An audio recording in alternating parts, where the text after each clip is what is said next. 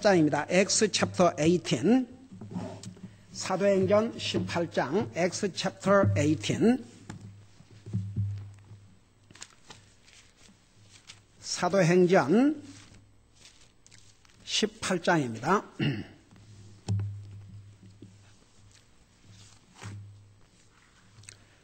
8절에서 10절까지 8 through 10, 8절에서 10절까지 우리 같이 읽겠습니다.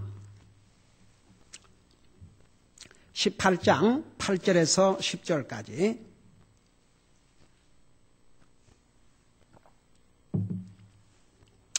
(8) through 10, we're going to read together. Acts chapter 18, 8 through 10. 사도행전 18장 8절에서 10절까지입니다. We're going to read together. 우리 같이 읽겠습니다. 시작.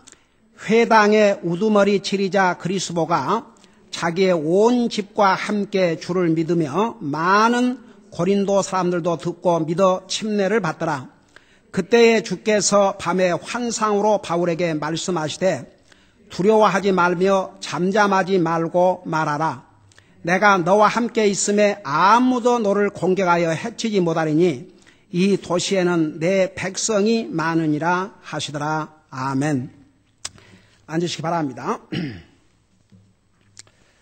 오늘 우리가 읽은 18장 8절에서 10절에 보면 우리 하나님께서 사도 바울을 지금까지 그런 많은 핍박과 환난과 여러 가지 어려움이 있었지만 하나님께서 지켜주셨고 앞으로도 하나님의 때가 끝날 때까지 사도 바울을 통해서 이루실 하나님의 뜻을 이룰 때까지 지켜주실 것을 약속한 내용이 9절에 있습니다. Throughout the Paul's missionary journeys, Apostle Paul suffered many persecutions, many oppositions. He was stoned to almost to death, but still God protected him. We can see here, verse 9, the Bible said, Then spake the Lord to Paul in the night by a vision, Be not afraid, but speak and hold not thy peace. And verse 10, For I am with thee, and no man shall set on thee to hurt thee. So this is a promise of God given to Apostle Paul. Even though Paul will face continually horrible persecutions, God will protect him. Same way, God will protect His people even today. 여러분, 사도 바울이 1차, 2차, 3차 선교 여행을 거치면서 수많은 핍박을 받았고 또 어려움을 겪었지만 하나님께서 아직 사도 바울을 통해서 이루시고자 하는 뜻을 다 이루지를 않으셨어요. 그래서 하나님께서 그런 돌에 맞아서 죽을 뻔을 했고 채찍에 맞기도 하고 그랬지만 사도 바울이 죽지 않았습니다. 왜냐하면 하나님께서 지켜주시고 보호하셨기 때문에. 그래서 여기에 그 약속을 했어요. 계속해서 앞으로도 이런 그 생명의 위협을 받을 것이기 때문에 미리 하나님께서 약속을 해주신 것입니다.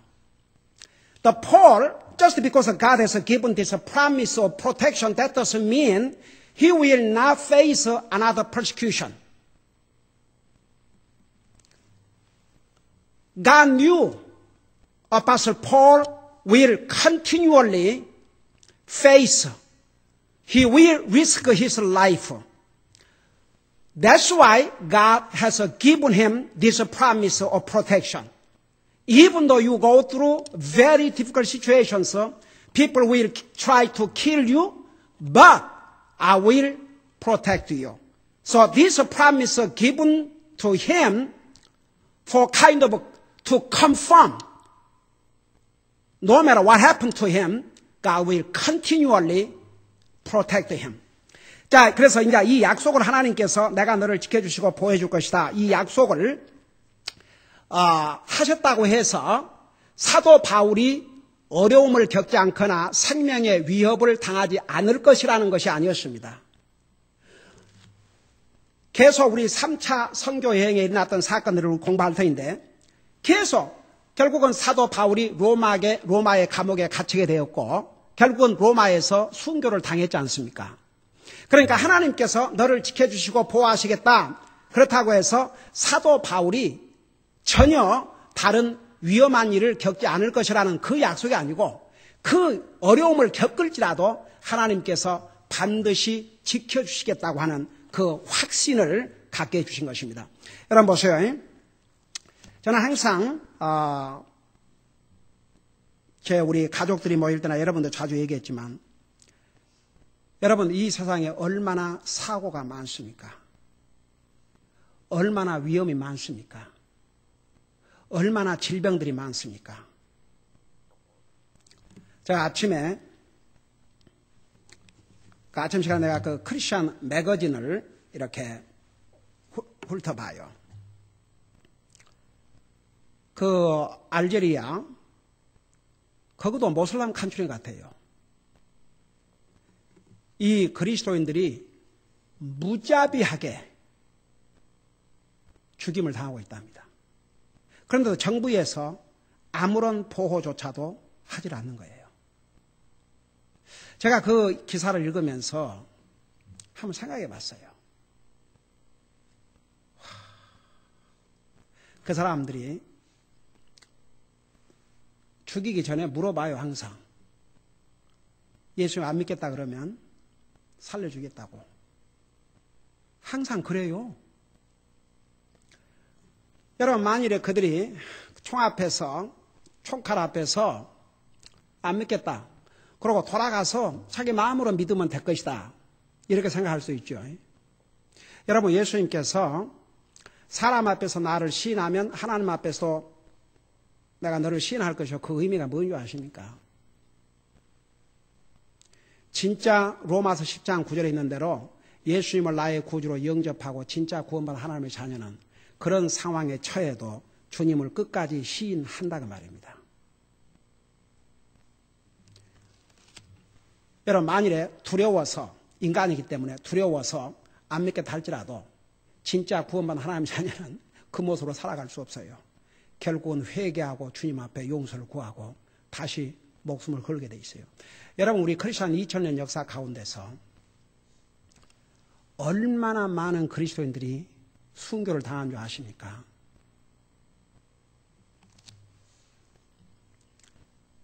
우리 역사의 기록에 의하면, 크리스천 역사의 기록에 의하면 침례 교도들만 해서 그 종교개혁이 일어나기 전부터 전까지도 그렇고 그 다음에 그 후에도 베프티스트들만 순교를 당한 사람이 500만이 넘어요. 여러분, 왜 이 다른 나라들에게 베프티스트가, 한국에도 베프티스트가 별로 없었지 않습니까?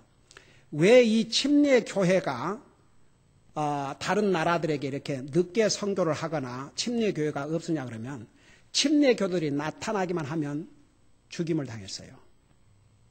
그 침례교도를 죽인 데는 천주교와 장로교 이런 데가 다 하나가 됐습니다. 그건 역사의 기록입니다. 왜냐하면 침례교도들은 항상, 그래서 침례교의 역사를 피 흘린 발자취라고 그래요. 그러니까 주님을 위해서, 이 복음을 위해서는 목숨을 걸었습니다. 이게 가장 눈에 가시가 바로 천주교였습니다. 나중에 여러분 그 구교, 신교 그러는데 여러분 이 크리스천 역사를 알아야 돼요. 구교를 천주교고 신교를 그 구교, 소위 천주교에서 나온 교회들인 장로교, 루터교 그런 교회들을 가리켜서 구교라고 그래요. 그러니까 천주교에서 나갔다. 근데 이 침례교회는 한 번도 천주교에 들어간 적이 없어요. 여러분, 장로교, 이제 대표적으로 천주교 장로교를 신교라고 그래요. 왜? 원래 칼빈이, 장로교 창시자 칼빈이 천주교 신부였습니다. 그는 천주교 신부였지만 자기 눈으로 자기 손 성경을 읽다 보니까 이건 아니다 싶어서 나온 것은 잘했는데, 여러분 장로교 가면요, 천주교하고 비슷한 게 얼마나 많은 줄 아십니까? 우선 유아 세례 기가 막혀서 성경 느닷없이 이 이스라엘 백성들에게 8일 만에 할례 받는 것을 느닷없이 유아 세례로 바꿔버렸어요. 그게 천주교의 산물입니다. 그 다음에 머리에 이거 하는 거, 침례가 아니고 머리에 세례를 하는 거, 스프링클 하는 거, 이게 다 천주교 산물입니다. 장로교에서 하는 그 의식들을 많이 보면 천주교께 많이 들어가 있어요. 그러니까 보세요. 천주교에서는 장로교 자기들에서 나갔다. 루터도 마찬가지예요. 물론 루터는 이 칼빈보다 더 앞서지만 이 루터가 독일에서 종교 개혁을 했지 않습니까? 루터가 갈라디아서를 읽다가 복음을 깨달았어요. 갈라디아서에 우리가 의롭게 되는 것은 율법으로 말미암은 게 아니요 바로 하나님의 은혜라는 사실, 이걸 깨닫고 루터가 뭐라는 줄 아십니까? I will marry with this book. 나는 이 갈라디아서와 오늘부터 결혼하겠다. This book is my wife. 그 루터 자신은 복음을 분명히 깨달았어요. 로마의 이 가리킴은, 로마의 이 잘못된 교리는 아까운 영혼들을 다시 그리스도께서 해방시켜 주신 영혼들을 율법의 멍에로 씌우려고 한다고 로마 천주교에 대항을 하고 나왔어요. 로마는 온갖 권력을 동원해서 그 루터를 죽이려고 했지만 독일 사람들이 루터를 지켜주고 보호해주고 결국 하나님이 손길로 지켜주죠. 그러니까 그 루터 자신은 분명히 복음을 알았습니다. 오늘날 루터 교회 천주교랑 똑같아요. 그래서 여러분 이 이제 천주교나 일반교 사람들은 구교 그러면 천주교, 신교 그러면은 무슨 모든 이 교회들을 다 포함하는 모양인데 침례교회는 역사적으로 한 번도 천주교나 다른 종파로 들어간 적이 없습니다. 여러분 그래서 보세요. 가령 뭐 루터교면 루터가 창시자, 장로교면 칼빈이 창시자, 뭐 가톨릭 그러면 그레고리 이 사람이 AD 590년에 정식으로 천주교를 시작했거든요. 우리 침례교는 창시자가 누구냐? 우리 예수님. 그래서 침례교는 역사적으로 한 번도 다른 교단에 들어간 적이 없어요. 그리고 이제 성경대로 사도들의 가르침을 받아 성경대로 복음을 전하고 영혼들이 구원받으면 침례하고 성경적으로 물속에 들어가서 나오는 예수님과 함께 죽고 장사 지내고 부활하는 것을 나타내는 그게 침례 물속에 들어가서 나오는 게 아니고는 그 모형을 할 수가 없습니다. 분명히 로마서 6장 3절에서 5절에 보면 침례 통해서 세 가지를 나타내고 있습니다. 예수님과 함께 죽는 모습, 예수님과 함께 부활하는 장사 지내는 모습, 예수님과 함께 물속에서 나옴으로 부활하는 모습. 그래서 그 방법도 어떻게 하라는 것을 성경에 분명히 가르쳐 주셨습니다. 그 침례 교도들은 이대로 했습니다. 근데 이 침례 교도라는 그 말이 어디서 나온 줄 아십니까? 이 천주교에서 이것을 너무너무 싫어하고 그러니까 천주교에서 한 일 중에 가장 악한 일 중에 하나가 뭐냐 그러면 일반 개인들은 성경책을 갖지 못하도록 했습니다. 그래서 교황이나 이런 이런 신부들 이런 사람들만 누가복음에 보면요 육신의 아버지 외에는 땅에 있는 자를 아버지라 부르지 말라고 그랬어요. 여러분 누가복음 읽어봐요. 그 천주교의 신부는 뭐라 하니까 파더라고 그러잖아요.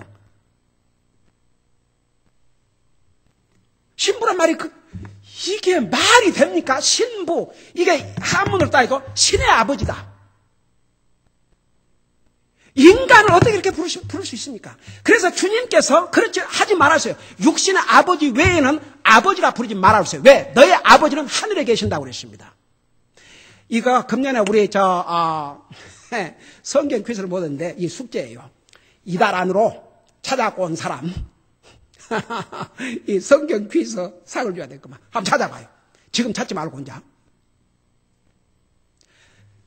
여러분, 그런데 이 천주교 보세요. 이 왜 침례교란 말이 나왔냐 그러면 성경대로 구원받고 성경대로 침례를 하니까, 그리고 천주교를 다녔던 사람들이 거기서 뭐 유아 세례를 받고 별 다 의식을 했지만 그들이 그러니까 성경대로 믿고 온 그 그룹, 그 하나님의 백성들이 복음을 전해주면 그들이 구원받을 때 성경대로 침례를 했어요. 그러니까 천주교에서는 이게 눈에 가시와 같은 것이죠. 그래서 자기들이 다 세례를 했는데 또 침례한다고 그래서 다시 침례를 한다고 그래서 아나베프티스트, 라틴 말로 다시 또 침례를 한다.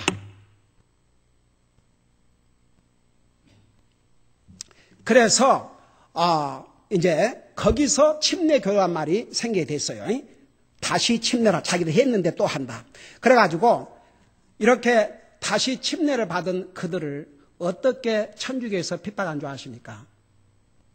그들을 잡아다가 부모 앞에서 자식들을 수장을 시켜주겠어요. 물속에 빠뜨려 주겠습니다. 그 다음에 와이프를, 그 다음에 남편을. 이게 크리스천 역사입니다, 여러분. 제가 무슨 침례교 목사라고 해서 조작에 산 얘기가 아닙니다. 이게 크리스천 히스토리입니다. 근데 우리 크리스천 역사를 보면 장로교와 천주교가 원수였지만 이 침례 교도들을 잡아 죽이는 데는 같이 힘을 합했어요. 여러분, 그래서 항상 하나님의 말씀대로 살고자 하는 자는 핍박을 받으리라 그랬는데, 그래서 우리 침례교 역사를 피해 발자취라 그래요. 지금도 보세요. 이제는 사람들이요, 무슨 뭐 예수님의 죽으심, 뭐 예수님 뭐 구원, 뭐 이런 지옥, 천당 그런 거 얘기를 하면요, 사람들이 원치 않아요. 그런 거 듣기 싫어해요. 그리고 이제 기분 좋은 얘기. 그러니까 예를 들어서 진짜 주의 종이라도 변질된다 그러면 누가 변질을 시키냐 그러면 사람들이 변질을 시키는 거예요. 그런 얘기하면 사람 다 떠나고 없고 할 수가 없으니까. 제가 그 조엘 오스틴인가 그 어디입니까? 텍사스에서인가? 그 내가 옛날 그 레리 킹 쇼에 내가 직접 봤거든요. 그 레리 킹 이 톡쇼 호스트가 누가 하늘나라 가고 누가 지옥 가냐고 물어보니까 그건 자기가 말할 처지가 아니다 이거죠. 그 나는 그때부터 저런 기가 막혀서 그러더니 CBS 세상 방송에서 60 Minutes를 그 호스트하는 인베스티게이팅 기자가 당신은 왜 예수 그리스도의 복음의 종이라 그러면서 당신의 설교 중에서 예수 그리스도라는 이름이 한 번도 들어가 있지 않느냐. 그 사람들이 그 질문할 때는 그가 전한 메시지의 그 테이프를 다 확인해갖고 아직 그냥 아질 안 해요. 근데 최근에 내가 놀라운 사실을 발견했어요. 제가 무슨 자료를 찾고 있는 중인데 그 자료에 내가 지금 우리 아이들에게 여러 가지 교리를 가르치면서 여러 가지 잘못된 교리들, 가령 여호와의 증인이 뭐가 잘못됐고 뭘 가르치고 제7회 한실교회, 몰몬교회, 장로교, 그 다음에 지금 이제 이 천주교에 대해서 가르치고 있는데 내가 자료를 하나 찾고 있는데 거기에 어떤 사이트 들어가 보니까 조엘 오스틴, he's a fake preacher or true preacher. 그는 가짜 목사인가 진짜 목사인가. 그래갖고 거기에 이제 사이트가 나오는데 세상에 그 레리 킹 쇼를 봤던 미국의 크리스천들이 항의가 빗발치고 심지어는 거기 다닌 사람들까지도 어떻게 목사가 그렇게 대답을 할 수 있느냐.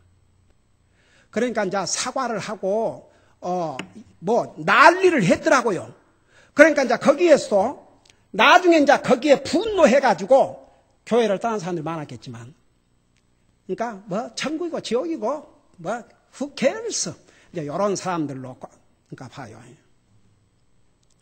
가면 갈수록 여러분 우리 요한계시록 배웠지요. 요한계시록 3장에 나오는 라오디게아 교회는 당시에 실제로 있었던 교회이면서 예수님이 재림하시기 직전의 마지막 교회의 모습이에요. 그 라오디게아 교회의 모습을 여러분님도 직접 봐요. 그게 오늘날 주님이 재림하시기 직전의 교회 모습입니다. 내가 자세하게 가르쳤지만 여러분 오래돼갖고 다 이제 가물가물할 거예요. 여러분 다시 한번 보세요. 요한계시록 3장을 여러분 잠깐 보시기 바랍니다. 요한계시록 3장. 요한계시록 3장에 보면 14절부터 보세요. 요한계시록 3장 14절에 보면 찾았어요. 거기 보면 라오디게아 사람들의 교회의 천사에게 편지하라. 아멘이요 신실하고 진실한 증인이요 하나님의 창조를 시작한 이가 이것들을 마누라. 내가 내 행위를 아노니 내가 차지도 아니하고 뜨겁지도 아니하도다. 나는 내가 차든지 뜨겁든지 하기를 원하노라. 그런즉 내가 이같이 미지근하여 차지도 아니하고 뜨겁지도 아니하므로 내가 내 입에서 너를 토하여 내리니 이는 내가 이르기를 라오디아 교회가 이르기를 나는 부자라. 내가 재산을 불렸으니 아무것도 부족한 것이 없다 하면서 여러분 이 미국의 대형 교회들 한국 교포 교회를 포함해서 돈들이 얼마나 많은 줄 아세요?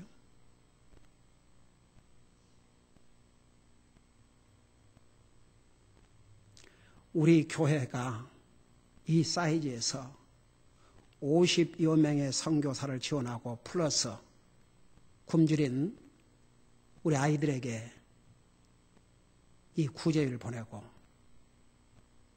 한국 교회 중에서 이런 교회가 있는가 한번 찾아보세요. 우리 주변에 사람들 많이 모는 교회에 사람들이 많이 모이다 보니까 뭐 5불을 내든 10불을 내든 1불짜리를 내든 수가 많다 보니까 그 돈이 천문학적인 숫자예요. 그래서 보세요. 마지막이 나는 부자라 내가 재산을 부르시니 아무것도 부족한 것이 없다. 그런 시대예요. 근데 주님의 눈으로 볼 때는 완전히 상황이 다릅니다. 주님의 눈으로 볼 때 뭐라 하십니까? 내 가련한 것과 비참한 것과 가난한 것과 눈먼 것과 벌거벗은 것을 알지 못하기 때문이라. 그들이 물질적으로는 그렇게 부자일지 모르겠지만 영적으로는 가련하고 비참하고 가난하고 눈멀고 벌거벗고. 그래서 18절 뭐라 했습니까? 내가 내게 권고하노니 너는 내게서 불로 정제한 금을 사서 부유한 자가 되고 또 흰옷을 사서 입어 내 벌거벗은 수치를 들으니 말며 내 눈에 안약을 발라 볼지니라. 내가 사랑하는 자들을 책망하고 징계하노니 그런지 열심을 내고 회개하라. 보라 내가 문에 서서 두르니 누구든지 내 음성을 듣고 문을 열면 내가 그에 들어가 그와 함께 만찬을 먹고 그는 나와 함께 먹으리라. 여러분 이 라오디게아 교회는 목사도 그 교회 멤버도 다 구원받지 못한 자들이었어요. 이 마지막 시대가 되면 이런 교회가 마지막 교회의 말세 교회의 특징이 될 것을 여기서 보여주고 있습니다. 여러분 가면 갈수록 믿는 사람들이 믿음을 지키려면 더 힘들어요. 여러분 보세요. 우리가 모슬람 국가에서나 공산주의 국가에서와 같은 그런 핍박을 받지 않는다 할지라도 여러분 우리가 살고 있는 이 사회에서 믿지 않는 가족으로부터 우리 직장 동료로부터 혹은 사업장에서 믿지 않는 사람들로부터 우리가 핍박을 받을 수 있어요. 그러지만 절대 두려워하지 마세요. 하나님께서 자기의 백성들을 지켜주신다고 그랬습니다. 우리가 정말 믿음으로 살려고 하다가 내가 복음을 전하다가 욕을 먹고 뺨이라도 맞는다면 그건 우리에게 복입니다. 여러분 부끄러워하지 말고 담대하세요. 제가 어제 우리 가족과 함께 그 가정 예배를 드리는데 제가 그 사용하는 인타치라는 크리스천 매거진을 갖고 사용하는데 거기에 타이틀이 뭐냐 그러면 Be bold, Be bold to share the gospel with others. 다른 사람에게 복음을 전하는데 담대라 이거죠. 그러면서 뭐라는 줄, 그 메시지 내용에 이런 내용이 있었어요. 사람들이요, 진짜 구원받은 하나님의 자녀면 다른 사람에게 전도하고 복음을 전하는 거 다 한대요. 그럼에도 불구하고 왜 안 하느냐? 자기에게 초점을 맞추고 있기 때문에. 아, 저 사람이 내가 이렇게 복음 전하면 나를 따돌리면 어떨까? 나를 싫어하면 어떨까? 또 나한테 나를 안 좋아하면 어떨까? 그 세상에 영혼이 망한, 내가 복음을 전하면 망해 죽어 지옥 간다는 그 영혼에다 초점을 맞추지 않고 내가 어떤 대접을 받을까? 내가 이렇게 하면 사람들이 나한테 어떻게 할까?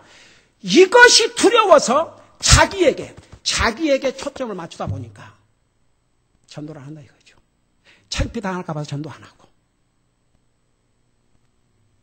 여러분, 만일 그것이 동감이라면 여러분 그 자세를 고쳐야 됩니다. 정말. 예수님은 나와 여러분을 위해서 온갖 창피를 다 당했습니다.